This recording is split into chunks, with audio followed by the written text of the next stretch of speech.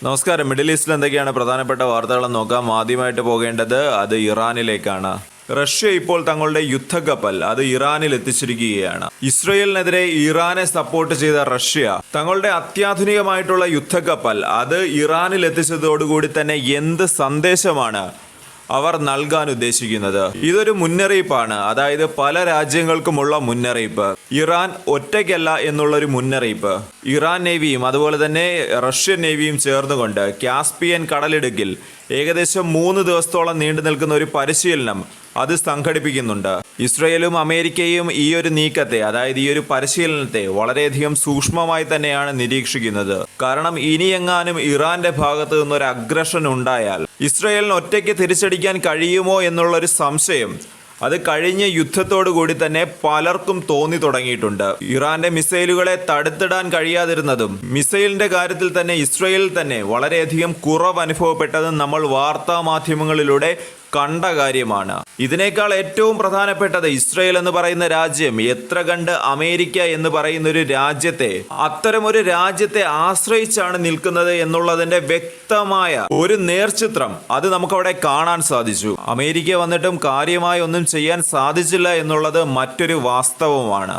അമേരിക്കയുടെ ആക്രമണങ്ങൾ അത് പരാജയമായിരുന്നു എന്ന് റിപ്പോർട്ട് ചെയ്യുന്നത് അമേരിക്കൻ മാധ്യമങ്ങൾ തന്നെയാണ്.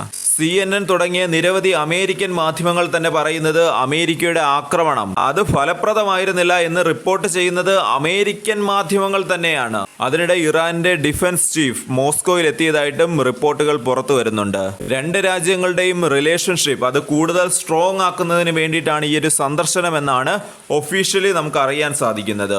12 ദിവസത്തോളം നീണ്ടു നിന്നൊരു യുദ്ധം, അതിനുശേഷം തിരക്ക് പിടിച്ചുകൊണ്ട് ഇറാൻ ഇപ്പോൾ റഷ്യ ആയിക്കോട്ടെ അതുപോലെ തന്നെ ചൈന ആയിക്കോട്ടെ ഇത്തരം രാജ്യങ്ങളുമായിട്ട് മുൻപുണ്ടായിരുന്നതിനേക്കാളും വളരെയധികം കൂടുതൽ സഹകരണം ഈ രണ്ട് രാജ്യങ്ങളുമായിട്ട് ഇപ്പോൾ ഇറാൻ പുലർത്തുന്നുണ്ട്. ഇതെല്ലാം കൊണ്ട് തന്നെ മിഡിൽ ഈസ്റ്റിൽ എന്തും സംഭവിച്ചേക്കാം എന്നുള്ളൊരു പ്രതീതി അത് ഉളവാകുന്നുണ്ട്. ഇത് വെറുതെ പറയുന്നതല്ല. വാൾ സ്ട്രീറ്റ് ജേണൽ എന്ന് പറയുന്ന ഒരു മാധ്യമം അവർ റിപ്പോർട്ട് ചെയ്ത ഒരു കാര്യമുണ്ട്. അതായത് നെതന്യാഹു ട്രംപിനോട് പറയുന്ന ഒരു കാര്യമാണ് അവർ റിപ്പോർട്ട് ചെയ്തത്. ഒരുപക്ഷെ ഇറാനെ ഞങ്ങൾ വീണ്ടും ആക്രമിച്ചേക്കാമെന്നാണ് നെതന്യാഹു ട്രംപിനോട് പറയുന്നത്. ഇത് വാൾ സ്ട്രീറ്റ് ജേണൽ പോലുള്ളൊരു മാധ്യമം റിപ്പോർട്ട് ചെയ്യുമ്പോൾ തീർച്ചയായിട്ടും അതിന്റെ പ്രാധാന്യവും വർദ്ധിക്കും. ഇതെല്ലാം കണ്ടുകൊണ്ടുള്ള മുന്നൊരുക്കമാണോ ഇറാൻ ഇപ്പോൾ നടത്തുന്നത് എന്നൊരു സംശയം പലരും ഉന്നയിക്കുന്നുണ്ട്. ആദ്യ ശ്രമം പാളിപ്പോയാലും രണ്ടാമതെയും ശ്രമിക്കും എന്നൊരു തീരുമാനത്തിലാണ് നെതന്യാഹു ഉള്ളതെന്നാണ് തോന്നുന്നത്.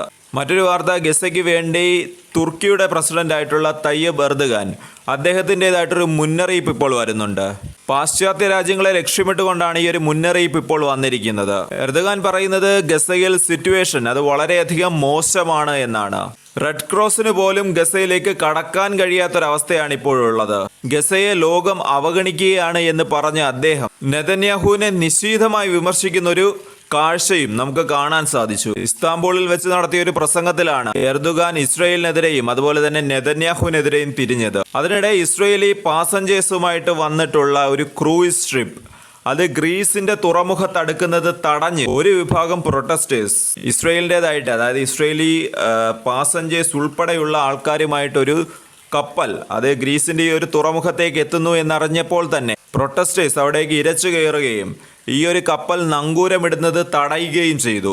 1000-ഓളം ഇസ്രയേലി പാസഞ്ചേഴ്സ് ആയിരുന്നു ഈ ഒരു ഷിപ്പിൽ ഉണ്ടായിരുന്നത്. ഓർക്കേണ്ട കാര്യം, ഇതൊരു അറബ് രാജ്യത്ത് നടക്കുന്ന കാര്യമല്ല. ഇതെന്ന് പറയുന്നത് ഒരു യൂറോപ്യൻ രാജ്യത്ത് നടക്കുന്ന കാര്യമാണ്. ഈ ഷിപ്പ് ഗ്രീസിലെ സൈറോസ് ഐലൻഡ് എന്ന് പറയുന്ന ഒരു ഐലൻഡ് ഉണ്ട്. വളരെയധികം മനോഹരമായിട്ടുള്ള ഒരു ഐലൻഡാണ്. പല സിനിമകളിലും നമ്മൾ ഈ ഒരു ഐലൻഡ് കണ്ടിട്ടുള്ളതാണ്. എന്നാൽ ഇത്തരം ഒരു ഐലൻഡ് ഈ ഒരു കപ്പലിലുള്ള ഇസ്രയേലി പാസഞ്ചേഴ്സ് കാണണ്ട എന്നാണ് അവിടെയുള്ള നിവാസികൾ തീരുമാനിച്ചത്. അതോടുകൂടി ഈ ഒരു കപ്പലിന് പോർട്ടിൽ എടുക്കാൻ സാധിക്കാതെ ഇത് സൈപ്രസിലേക്ക് തിരിച്ചുപോയി എന്നാണ് റിപ്പോർട്ടുകൾ പറയുന്നത്.